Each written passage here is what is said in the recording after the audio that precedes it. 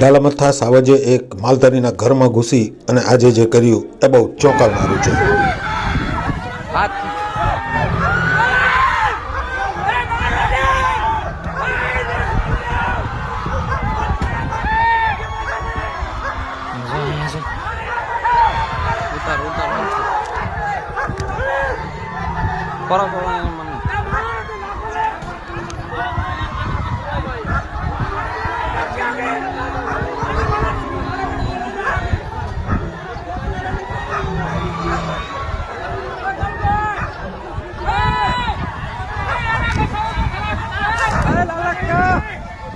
ગાંગરોમાં તમને ફાટ નાખશે કદમ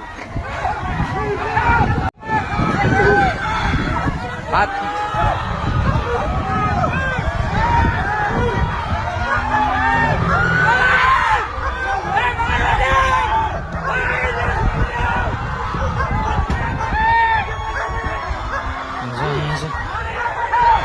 ઉતાર ઉતાર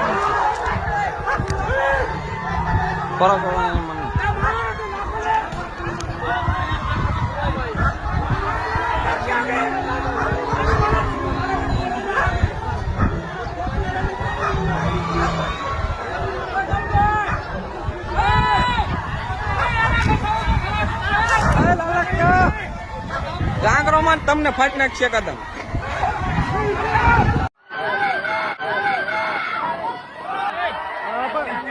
ફોન તો કરો તમે ચેતન ઓલો બેઠો આમ તો બેવું જ પડે ને આમાં કઈ બોલવું ન પડે. અરે ઓલો પડકે બેઠો કોણ ઉભો નથી કોણ એ કાળુભાઈ છે ફોન તો કરો તમે ચેતન ઓલો બેઠો આમ તો બેવું જ પડે ને આમાં કઈ બોલવું ન પડે. અરે ઓલો પડકે બેઠો કોણ ઉભો નથી કોણ એ કાળુભાઈ છે હાથ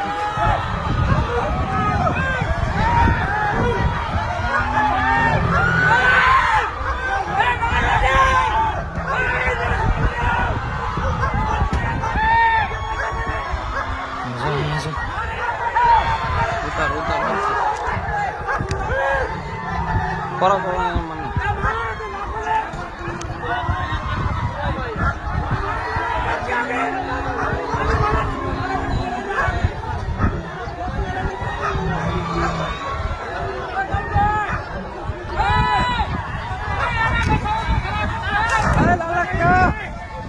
ગાંગરોમાં તમને ફાટ નાખશે કદમ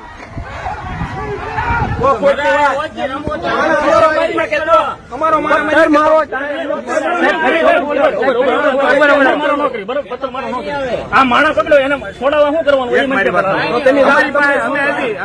શું લઈને કાઢીએ જનાવર તમે પથ્થર મારો નથી તમારો હાવી મરી ગયો તમારી ઉપર કેસ થાય ન થાય કે ન થાય આ મારો માણસ મરી ગયો તમારી ઉપર અમારે કેસ કરવો કેવી રીતે કરવો હાવત માથે થાય ને તો અમે હાવત ને માની નાખીએ અમારી માથે કઈ નહીં થાય ને હાવત આવી તરફ થાય ને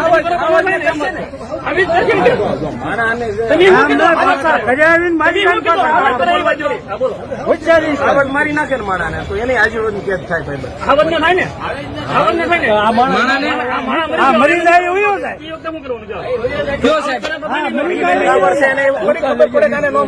એમ જ કેવા માંગીએ તો તમારે જ્યાં સાથે આવીને ઉભું તો રહેવું પડે જ નહીં અમારે ત્યાં સુધી રહેવું છે પણ અત્યારે તો અહીંયા આવવું પડે કે કેટલી વાર લાગે તમે આવ્યા ઘણી વાર તમે તમારો માણસ કેટલી વાર બનાવ બન્યો એ પેલા નો લ્યા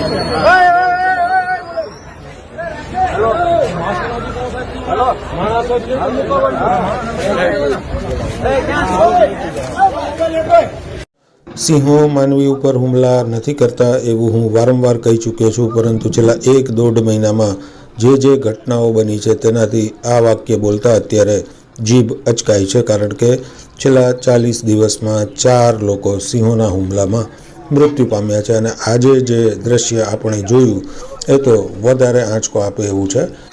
આજે સવારમાં 8:30 વાગે ગરજિયા ગામે 3 સિંહો આવી ગયા હતા અને કાળુભાઈ બોઘાભાઈના ઘર પાસે અને એના ઘરમાં ગળી ગયા હતા અને કાળુભાઈને ઈજા પહોંચાડી છે.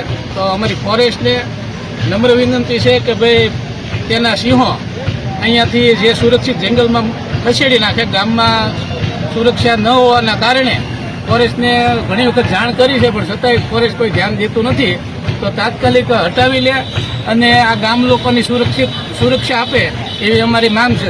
હવે સવારમાં 8:30 થી 9 વાગ્યાનો ટાઈમ હતો અને મારું બાજુમાં નેરું છે, ત્યાં સિંહ હતો સવારમાં અને મારી માથે હુમલો કર્યો. એટલે હું સીધો મારા બાજુમાં મારા ભાઈનું ઘર છે ત્યાં હોઈ ગયો, હું ને મારા મમ્મી, અને મારી ભેંસની હાડી પડી ગઈ, સિંહની હાડી. પછી એની હારેથી છોડાવીને સીધો અહીંયા અમારા ભરવાડભાઈ મારી બાજુમાં રહેશે કાળુભાઈ, એની માથે સિંહે હુમલો કર્યો અને સારવાર માટે સિંહને ભાઈને લઈ ગયા છે ભાવનગર. ફોરેસ્ટ વિભાગને જાણ કરી હતી કોઈ? ફોરેસ્ટ વિભાગને જાણ કરી, 2 જણા આવ્યા હતા, સીધા આવ્યા ને કઈ પૂછ્યું નહીં, કઈ નહીં, સીધા વયા ગયા. શું કહ્યું? કઈ જવાબ જ નથી આપ્યો. સાવરકુંડલાના ઠવી ગામે પણ સિંહે એક પશુપાલક ઉપર આજે હુમલો કર્યો હતો. રાત્રિના ઘરની ઓસરીમાં સૂતેલા પશુપાલક ઉપર સિંહે એ રીતે હુમલો કર્યો કે બિચારા માંડ તેના પંજામાંથી બચ્યા.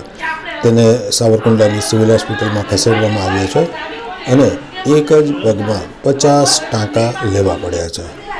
સિંહે જેના ઉપર હુમલો કર્યો અને બાલ બચી ગયેલા આ ઈજાગ્રસ્ત પોતાની આપવીતી કહે છે. આપનું નામ શું, ક્યાંથી આવો છો અને સિંહણે આખી વાત કરી દો. રાજુભાઈ મનસુખભાઈ મારું નામ છે. મારી 35 થી 35 બકરા છે, બારે જોક છે ફળીની અંદર. ત્યાંમાં બકરા પૂરેલા હતા, ઢાળીઓ અલગ જગ્યાએ છે, બીજું ઢાળિયામાં હું તો ખાટલામાં છે. આ બાજુ સાહેબ માથું તો આમથી સીધો કેળેથી આવ્યો, સીધો પગ પકડ્યો. 5 મિનિટ સુધી બળ કર્યું. હું આ ગાડીનું ગાર્ડ પકડી લીધું. ગાર્ડ પકડેલો ઓલો જોટા મારી મેળો પકડ્યો. હવે ગાર્ડ મેક્યો નહીં. પછી બાયું છોકરા બધું જાગી ગયું, કૂતરા વાય પીડ્યા. પછી મને મેકી અને મેર ઉતરી ગયો.